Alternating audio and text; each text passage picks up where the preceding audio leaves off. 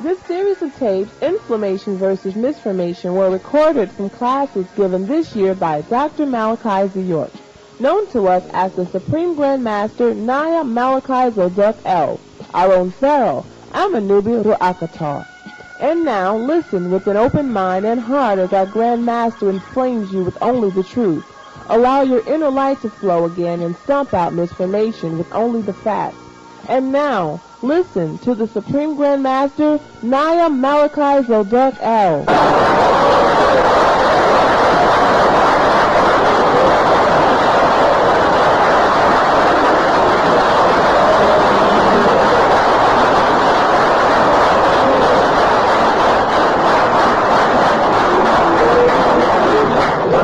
We're coming back to our land as Yamasee, Native American. This is our land. We know the battles of Millersville. We know when the exchange hands. We have the documents, the deeds, and the treaties to prove who we are.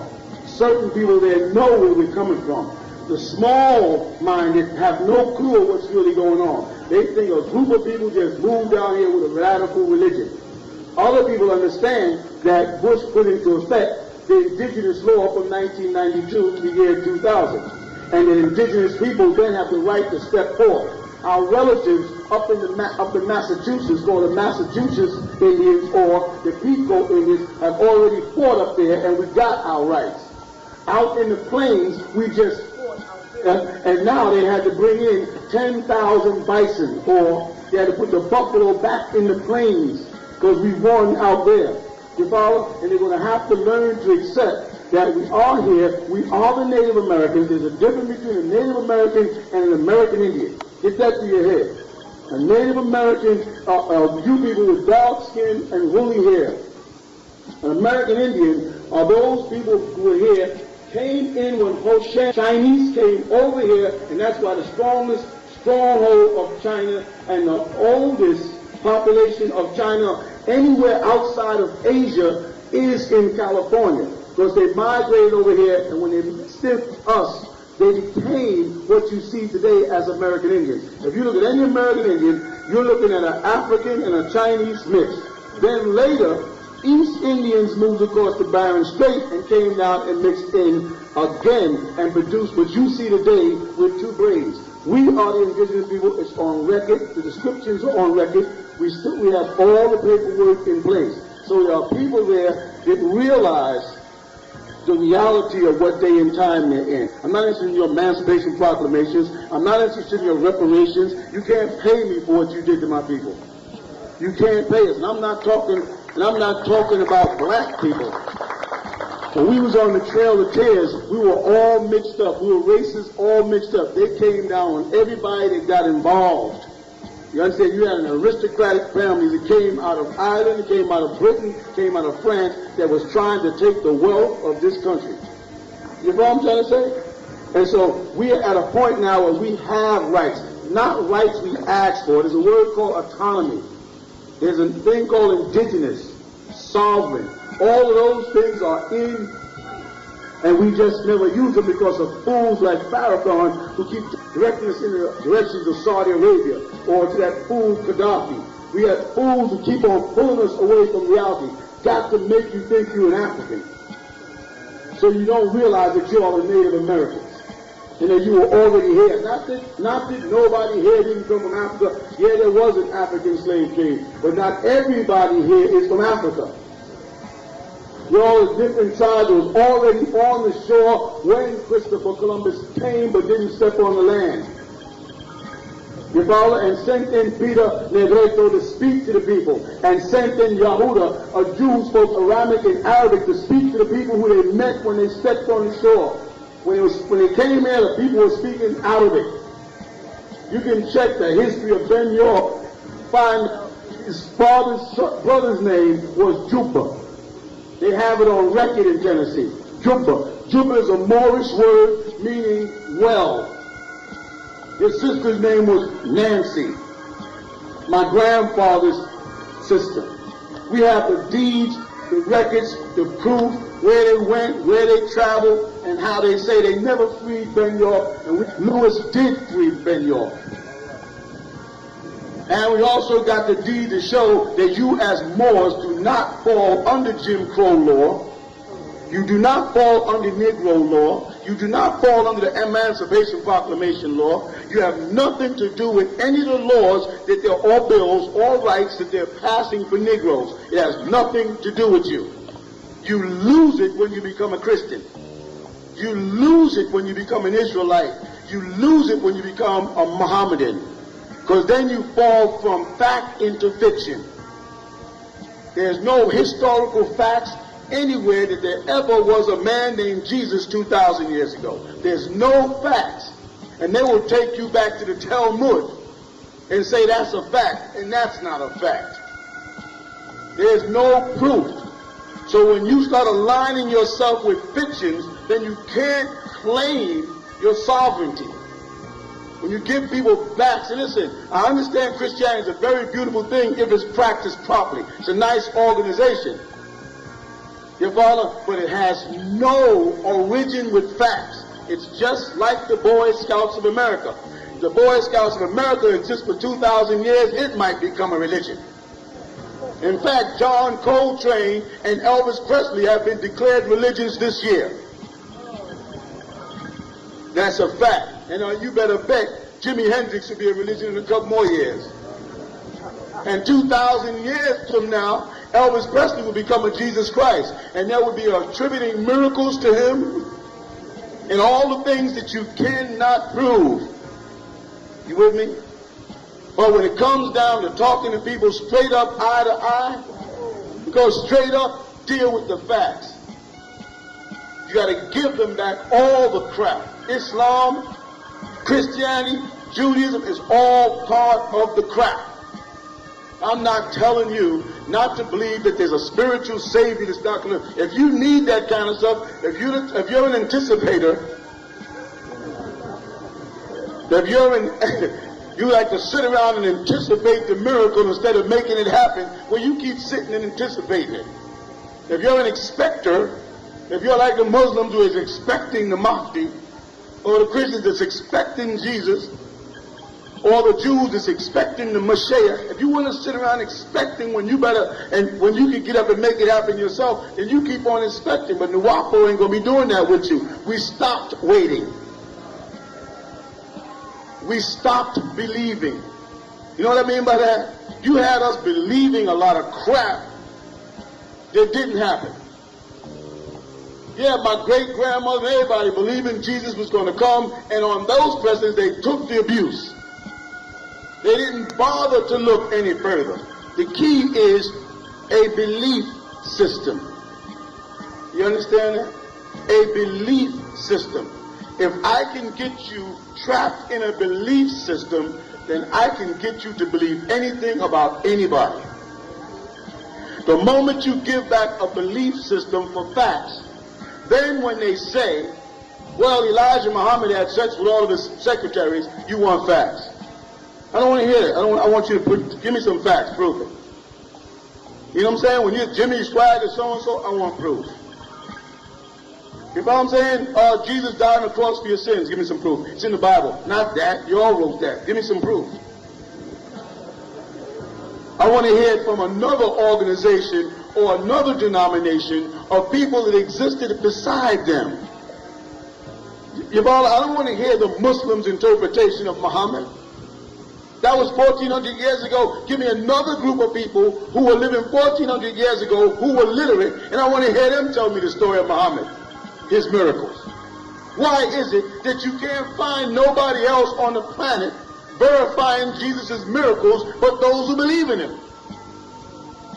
Quite simply because you can make up anything amongst your own family about your relatives, especially if it's going to become internationally profitable and give you the power to tell everybody to turn the cheek while you slap the hell out of them. That's a very convenient doctrine. And we believed it. We took the abuse through the kidnapping, which they call slavery. And I repeat for all the new folks here, stop calling it slavery. The reason why I say don't call it slavery is because you cannot petition the international courts for the torture and abuse if you keep referring to it as something like slavery, Slavic. You have to refer to it as I was kidnapped. Stop calling it police brutality. It's called torture. That can be found on documents. Police brutality is not on documents. Torture is. Physical abuse over an extended period of time is called torture. What just happened to that young man in New York City, the Haitian brother, is torture. Did anybody here miss what they did last week? Well, I'm not going to repeat it. That's how disgusting it is. You follow? And they got fired. They should have got set on fire. If this was according to, if this was according to their own medieval periods, these police officers would have been set on fire for the sodomy acts that they performed on this individual in the police department in New York City. He would have been best, but that's what fired means. Set on fire. You follow? But that's called torture. Rodney King was not a product of police brutality. That's why he lost it. He should have petitioned to the people, the indigenous people of the world, international courts in Geneva under torture. And everybody saw him being tortured. You understand? There's no such thing as resisting arrest. There's no law as resisting arrest. They created it. And that's why whenever you get arrested for resisting arrest, they always drop it. You've got to start studying the law. You got to understand their law versus your rights. Not the rights they give you. They can't give you anything because you were here first. You with me? You ain't got to claim nothing. It's already yours. And there's international courts in Geneva, in Belgium, people who are waiting because they know what happened. And they got records, and they got deeds. And your people all over this planet right now are claiming through international, not here, their rights and getting it. The word is autonomy. You don't have to petition. You are who you are. You have to prove to me I'm an African. I don't have to prove to you I'm not a Moor. You have to prove to me I'm an African from Nigeria. Did I fall up under that? You can't do that. You can't check my blood into it. You can't check my hair texture, my skin texture, or my features and prove it. You follow? Because when I reach out and I grab my family, which is Latino-speaking people, South America, Central America, North America, and all through the Caribbean, pull us back and say, this is who we are. You can't tell me that all my brothers and sisters in Puerto Rico are Africans and a part of the slave trade. They won't fall under your characteristic assignments. You with me? You won't be able to do that. And the greatest fear is the awareness of the laws that govern you, that you have your own constitution. He has no idea how long we as Native Americans have been waiting to make this claim. They just don't know. We had to wait for the information, the Freedom of Information Act to be passed in order to go to Washington and into the archives and pull out documents. They thought we just were sitting around scratching our heads and listening to hip-hop music. Not all of us, some of us were waiting. I'm a grandson of Ben York, and I know what he did, how he was received, and how he was treated. You follow? So it may not have touched you as much as it touched me. You follow that? But I followed the whole history straight on through, name by name, person by person, every event. I know why educated Frenchmen had to use Africans, as they call us, to translate for them. I want to know why, if I was in Virginia and I was supposed to be but dumb, did you need me to take you all through this country and show you to find the waterways? if I was restricted from slavery to or confined as a slave in a certain environment, how did Ben York know all about the country? How did Ben York speak every dialect of every Native American tribe here? How did Ben York have children amongst the Osage, the Mandan, the Seminole, the Shinnecock, the Shoshone? How did he manage to have children amongst every one of these tribes? And anytime you see anybody who's a Nis Pierce, and they write this in their own books, Nis Pierce means nose pierced. Sound familiar, Ansars? It was a symbol of the descendants of Ben York, who were black Native Americans. And to this very day, they still exist. It's just about waiting for the key moment when nature will realign itself and make a way for us not to be as abusive to them as they were to us. My forte is, give me what's mine. That's all. And just leave me alone. If you can't live with me in peace, then leave me alone. If we can't get along, you leave me alone. I can survive without you. I survived here before you got here. I can survive without your man-made niggas. I can survive without them too. You follow what I'm saying? Meanwhile, the paperwork is in Geneva. And the telegram came back that it's already been approved because they can't disapprove it. That's why you got that little newspaper in your hand. That newspaper was to put the family chart out there so you know what you're talking about. And the next newspaper will have a little more information. And each newspaper is going to have a little more information. It's free. Take it, study it, and be able to defend yourself. You follow? You know, there's one more thing. You know, there's a big cult, a tremendous cult with thousands of cult members in Atlanta right now. Did y'all know that? They are taking over Atlanta. This cult right here, see this cult? This cult, they're called the Ancient Arabic Order of the Noble Mystic Shrine.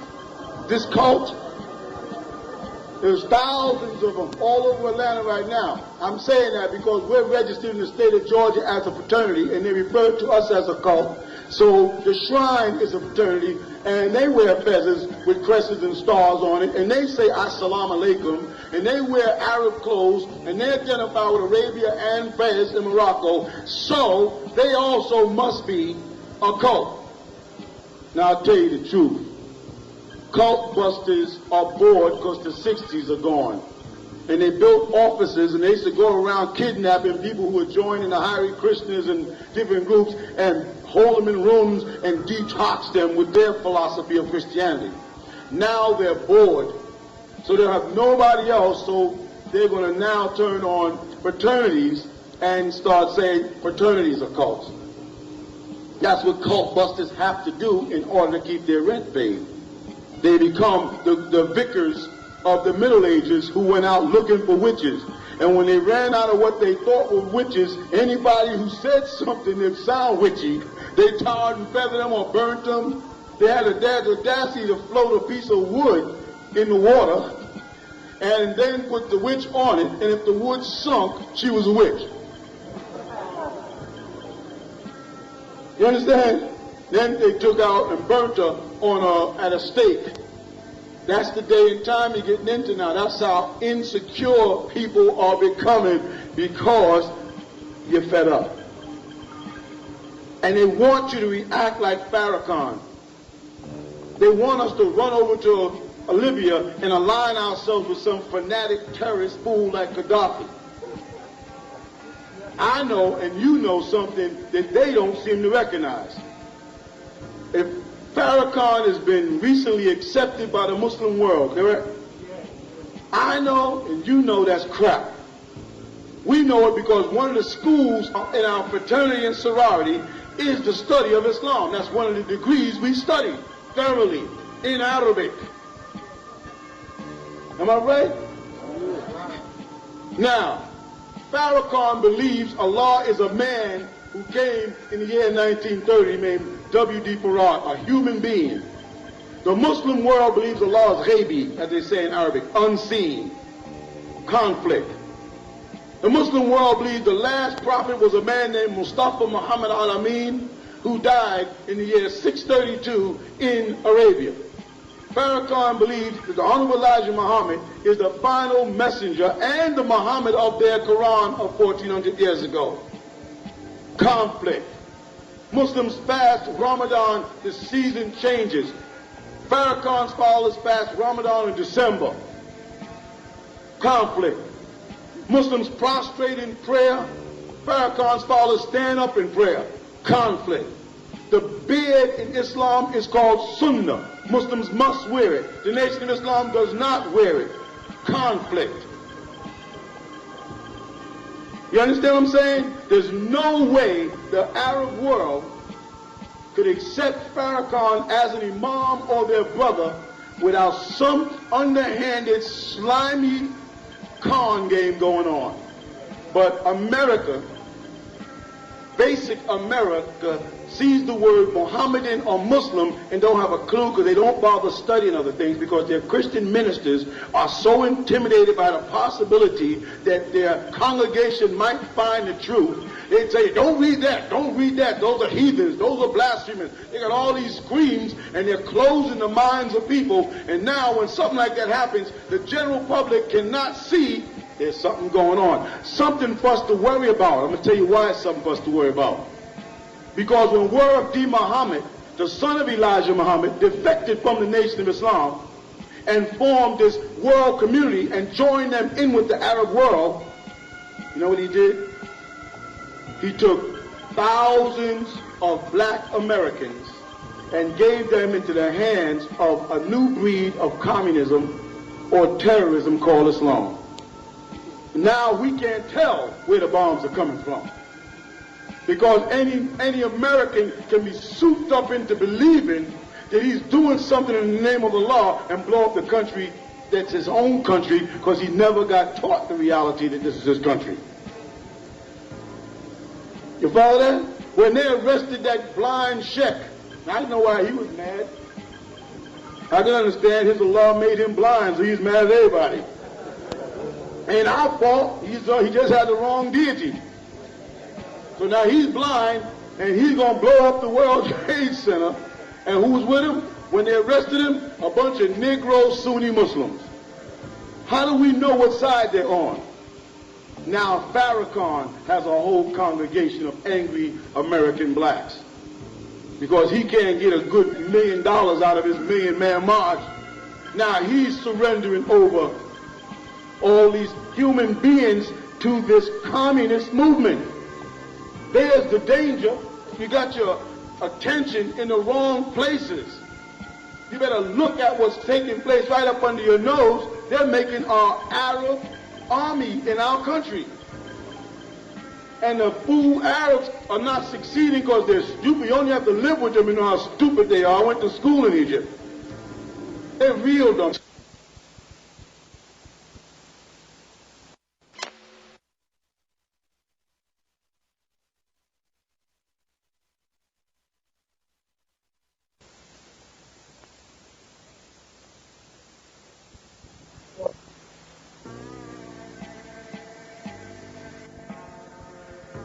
They got to use you from the inside and get you hyped up on some silly belief.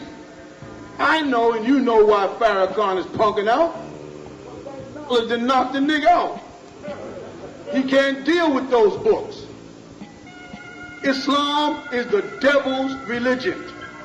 Instead of calling it Deen Allah, they should be calling it Deen Shaitan. Because Allah would not promote killing children. Allah merely can say kun fayakun and stop things. They don't have to send out vigilante men to kill other men. They don't have to send out people to blow up buildings. A bunch of fools got busted in New York, getting ready to blow up 2 of them. Shut up. Where was Allah? You understand? This is what it breeds. It's a tool of the devil. Farrakhan and these guys are working with an undergovernment here. These people don't even know they're Native Americans. They say they're Asiatic black men. And when you look at any of the followers of the Nation of Islam, you do not see an Asiatic black man. A Malaysian is an Asiatic black man. You understand? People in Fuji are Asiatic black men. Elijah Muhammad, to look at him, you see an Asian and you see a black man. So the man that was talking to him from Portland, Oregon, the Caucasian, he was saying, you are the Asiatic black man. This does not apply to everybody standing there, because you ain't going to tell me this brother with all these lips in his nose is an Asiatic black man. But if they can keep you under a belief system, Christianity keeps you under a belief system. They keep you not wanting to investigate. And if somebody like me comes along, I got to be a troublemaker, because my motto is don't believe me, check it out. Everything I say, go investigate it, find out if it's true. And everything I print, I back it up with documents. And I ask that every other preacher or imam or teacher or rabbi do the same thing, because you got my soul in your hands. You got the last and most precious thing I got left. My body has been beat up. My manhood has been tinted. He then took away the power for me to think for myself. Now all I got left is my essence. And now you want that. Can't have it. Can't have it. You understand? I work for you, you abuse me. Right down here now, you walk through places and people got the nerve to have an attitude and got a whole back room full of black employers that if they left today, that fool will go out of business, because he couldn't do the manual labor himself. Half of them don't even know how to do the labor. You drive down the road, you see guys on the road under the sun working, and the boss is sitting up in the truck. He couldn't stand the sun. You understand? So now we come south, you go north. We're coming back to where we're from, you go back to where you're from. If we can't get along. And we're not having a problem. You are. I don't have a problem walking up to anybody of any race and sitting down and having a cup of tea with them. I don't have the problem. You have the problem. I don't care who lives next to me. You got that problem. And I know what it's about. It's about the inevitable. Tumbling genes. Tumbling genes can be pretty frightening. I know what you're suffering from. I know why Hitler was so mad. Because Hitler was a nigger.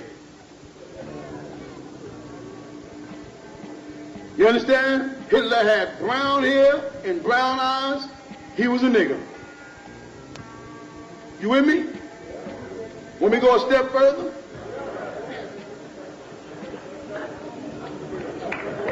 If you do not have blonde hair and blue eyes, you're not a white man. If you were not born in the Caucasus Mountains between the Caspian and Black Sea, you're not a Caucasian.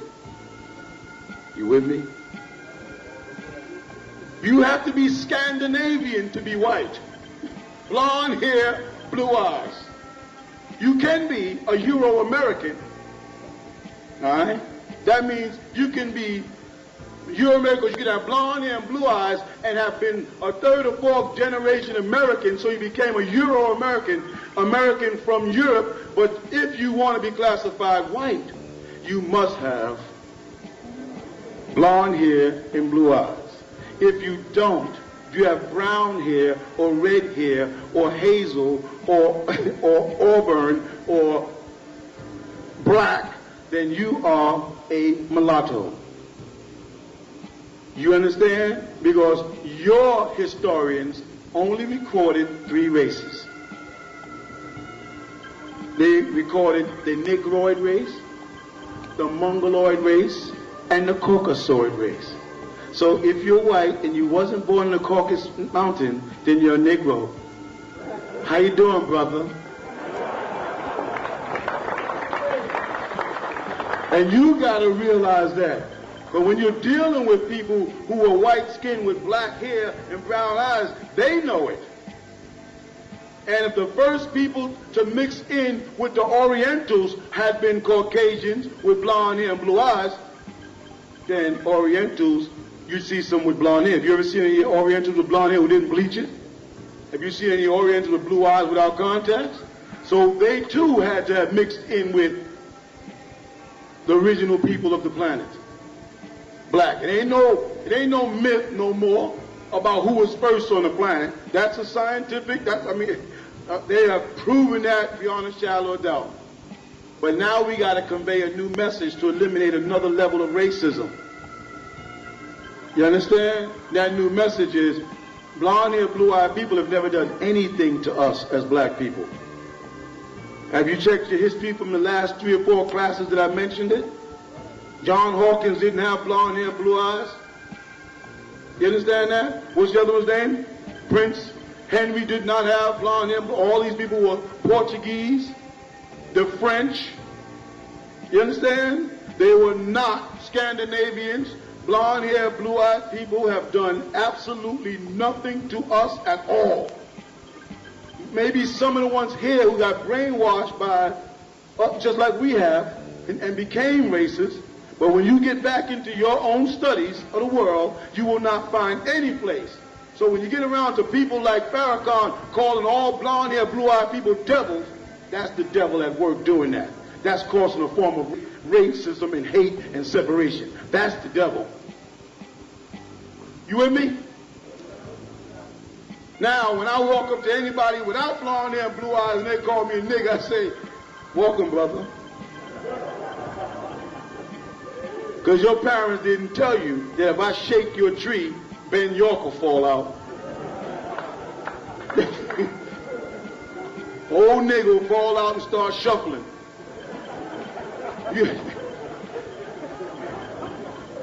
When you meet an Irishman named Mac, he has to be informed that Mac is short for more.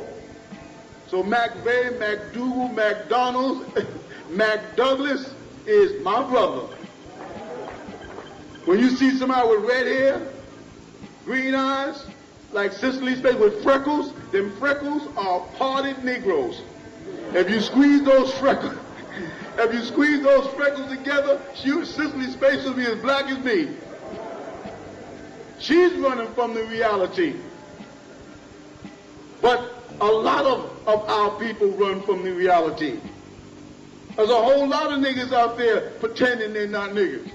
We see them on television, they ain't fooling us. We be saying, she think we don't know. That's the approach towards racism. Not just, let's all get along, because that's hard to accept. That's real difficult for me to just push it aside with all the stuff I've been through. That's kind of touchy.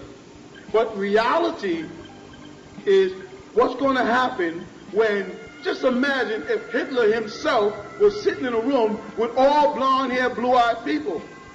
Guess what he'd be? Guess who's coming to dinner? He would be the nigger. Do you understand? This is what they managed to do amongst you to make dumb people like Spike Lee write movies like Jungle Fever, She's Gotta Have It, and School Days, where they try to imply wannabes. Caucasians have wannabes also.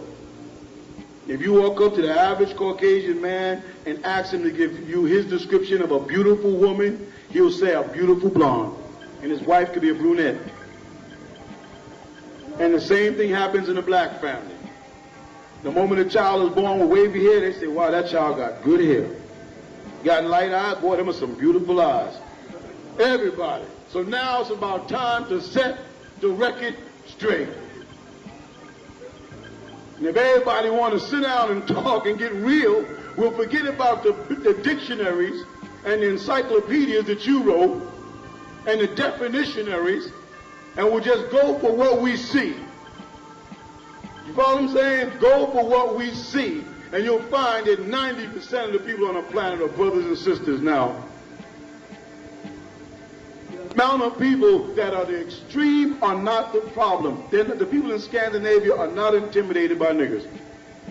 And the people in the bush of Juba, in Uganda and Africa, are not intimidated by Caucasians.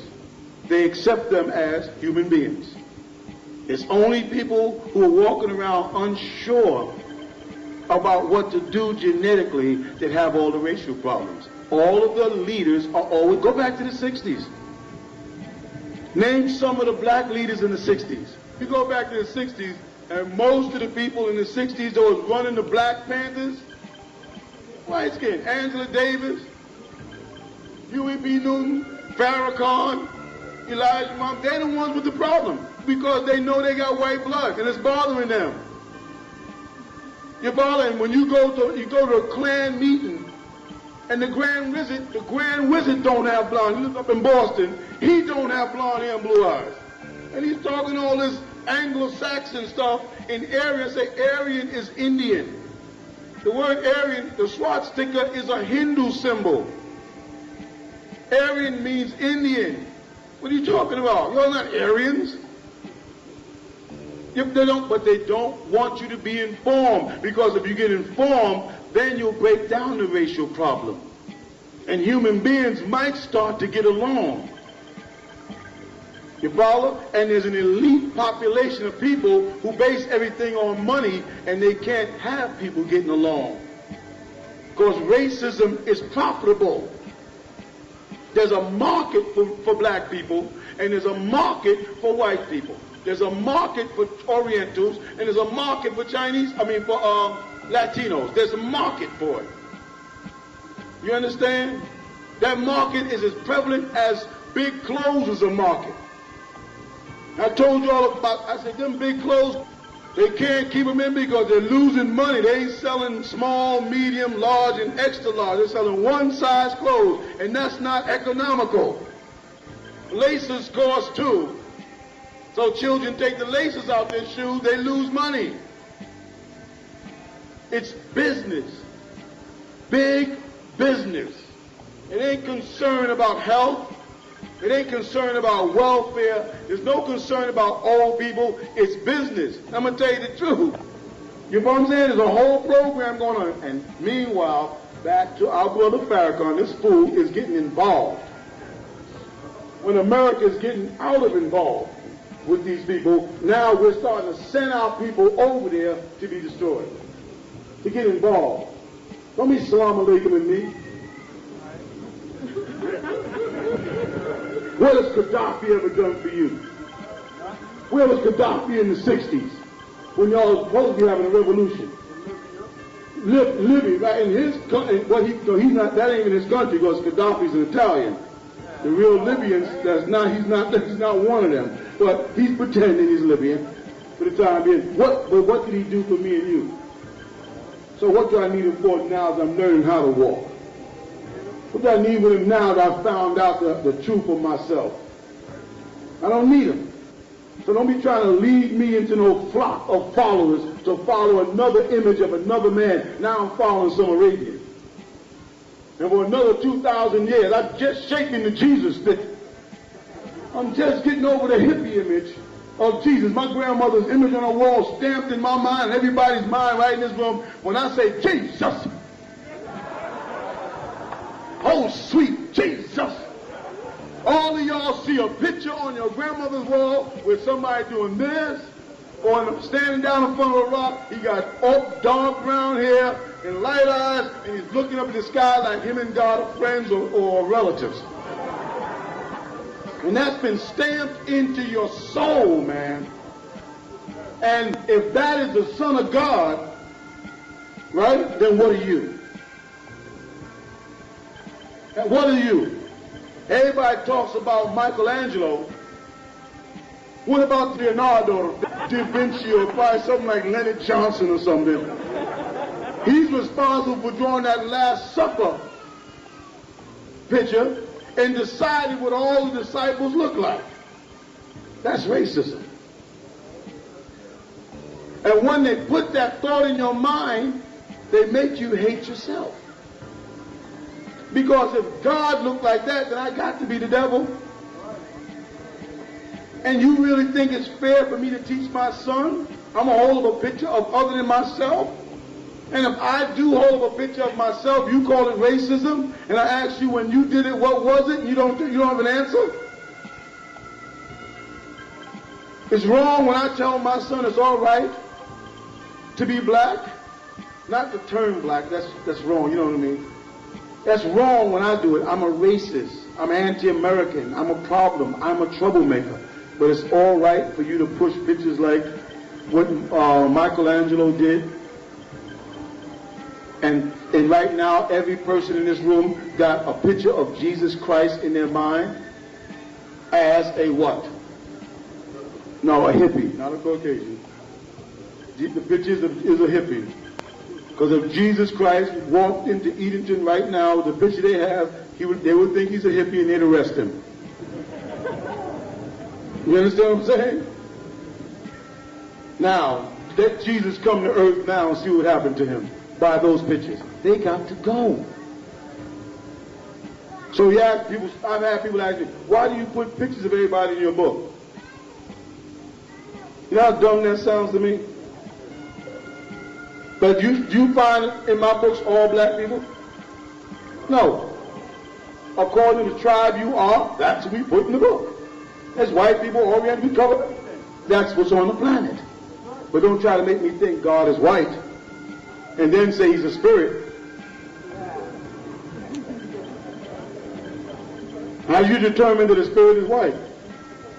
Don't say he's a formless without form. He's a formless in form. What the hell does that mean? I have enough damn problems with English without the formless in form. The Muslims say he's the unseen God who Moses saw on the mountain.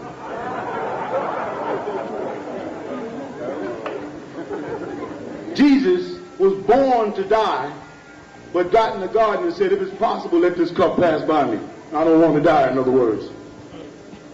How can I live well? This is what's called confusion.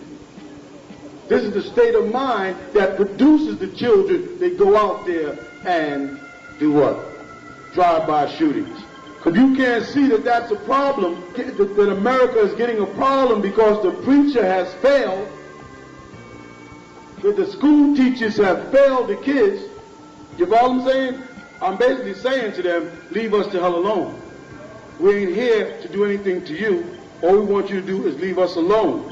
Because all the stuff that we go to you for, you slap us in the face with. I'm tired of the inferiority complex. I don't have to be. I can build. You know what I'm saying? When you look out here, I'm doing my own thing. Why don't listen to me? Anybody that walks up to you and says, what are y'all doing out there? Is not worth talking to. Because anybody walk by and see these pyramids and don't know that this is something to do with Egypt, they really got a problem. I don't know what them folks is doing out there. And you're wasting your time having a dialogue with them. Say, I understand why you don't see what's going on out there. I can see that. You just walk on the way. Yes.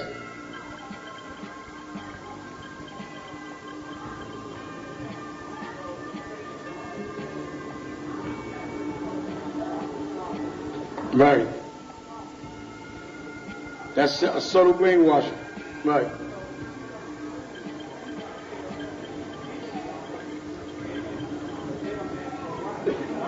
She said, I'm a Moor, and I don't believe Mary had a little lamb whose fleece was white as snow.